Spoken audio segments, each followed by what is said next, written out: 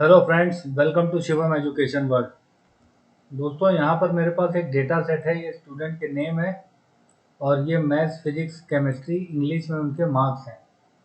मेरी रिक्वायरमेंट क्या है, जो इंटरव्यू में पूछा गया है, यहाँ पर जो भी नेम मैं सेलेक्ट करूँ उसके मैथ्स, फिजिक्स, केमिस्ट्री, इंग्लिश के मार्क्स यहाँ पर एक बार फंक्शन लगाने पर, एक बार वी लुकअप लगाने पर पूरा ये आउटपुट निकल के आए।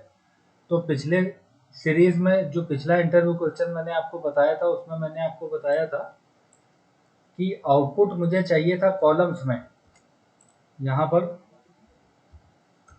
मैंने क्या बताया था पिछले वीडियो में आपको, जो वी लुकअप इंटरव्यू सीरीज का था, कि यहाँ पर अगर मैं यहाँ पर नेम लिखता हूँ तो आउटपुट मुझे इस तरह से चाहिए था कॉलम्स में। और उस कॉलम्स में जब आउटपुट चाहिए था तो कॉलम इंडेक्स नंबर को डायनामिक बनाने के लिए 2, 3, 4, 5 मैंने क्या पास किया था, एक बार आपको रिकैप करा देता हूँ। अगर मैं यहाँ से ये नेम लेता हूँ और यहाँ पर अगर मैं वी लुकअप पास करता हूँ, लुकअप की वैल्यू ये फिक्स किया, कॉमा टेबल एरे ये इसको फिक्स किया, कॉमा कॉलम इंडेक्स नंबर में मैंने आपको बताया था कॉलम्स का फॉर्मूला मैंने लगाया था। जब मुझे कॉलम्स में आउटपुट चाहिए तो मैंने यहाँ पर दो लाने के लिए ये दो कॉलम्स ऐसे एरे सेलेक्ट किया था और पहला G7 को F4 से फिक्स कर दिया और इसको कॉलम्स का ब्रैकेट क्लोज किया, कॉमा एग्जैक्ट मैच के लिए 0 और ब्रैकेट क्लोज। ये मैंने आपको बताया था पिछले वीडियो में। ये देखिए इवेलिन, अगर मैं यहाँ पर सेलेक्ट करता हूँ, यहाँ से अगर मैं ले लेता हूँ इवेलिन, तो ये देखिए इसके मार्क्स 66, 52, 43, 31 बिल्कुल सही आ रहा है। लेकिन ये आउटपुट कब आ रहा है और कॉलम्स मैंने कब पास किया है, जब मुझे आउटपुट चाहिए कॉलम्स में लेफ्ट टू राइट, ठीक है। तब यहाँ पर ऑटोमेटिक क्या ले रहा है, कॉलम इंडेक्स नंबर 2, 3, 4 और 5 ले रहा है, क्योंकि कॉलम्स एरे को ज़्यादा, जितने एरे को सेलेक्ट करेगा उतना कॉलम्स आउटपुट में देता है कि उस एरे में कितने कॉलम हैं। लेकिन अगर मुझे, अब यहाँ से इसको मैं अभी डिलीट कर देता हूँ, ये मैंने डिलीट कर दिया।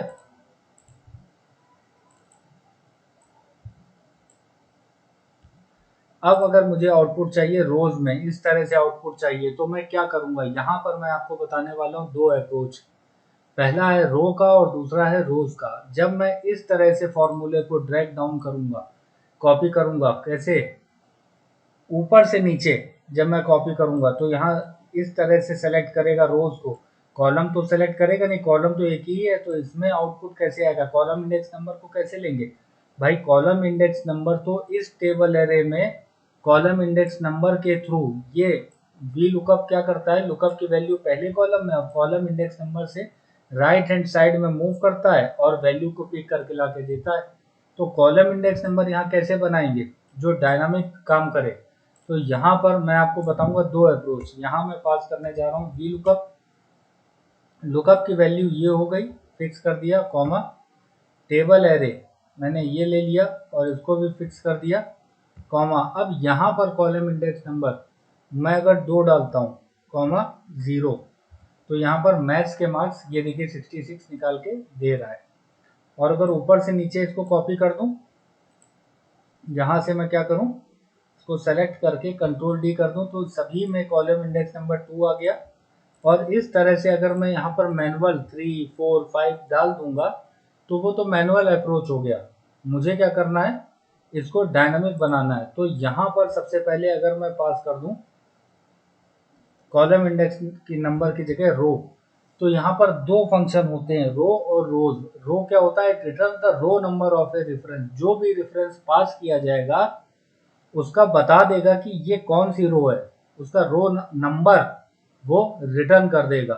ये होता है रो। जैसे मैं अभी यहाँ पर इसको क्या कर रहा हूँ, डीएक्टिवेट कर रहा हूँ और यहाँ पर आपको बता रहा हूँ रो कैसे काम करता है।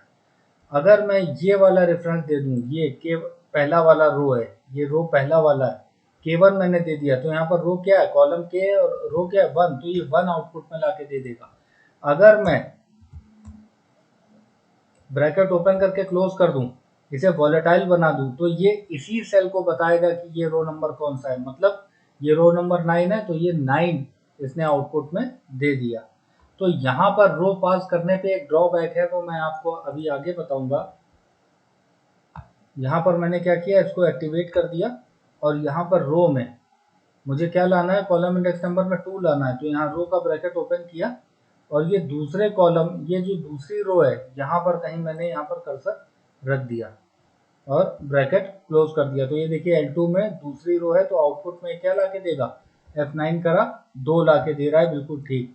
और इसको एंटर प्रेस कर दिया। अब अगर मैं इसको ऊपर से नीचे कंट्रोल डी से कॉपी करूंगा तो देखिए मेरा आउटपुट बिल्कुल सही आ गया, क्योंकि यहाँ पर ये रो 3 ले लेगा, यहाँ पर ये रो 4 ले लेगा और यहाँ पर ये जो रो है कॉलम इंडेक्स नंबर की जगह वो इस रो फॉर्मूले से ये क्या ले लेगा, 5 ले लेगा।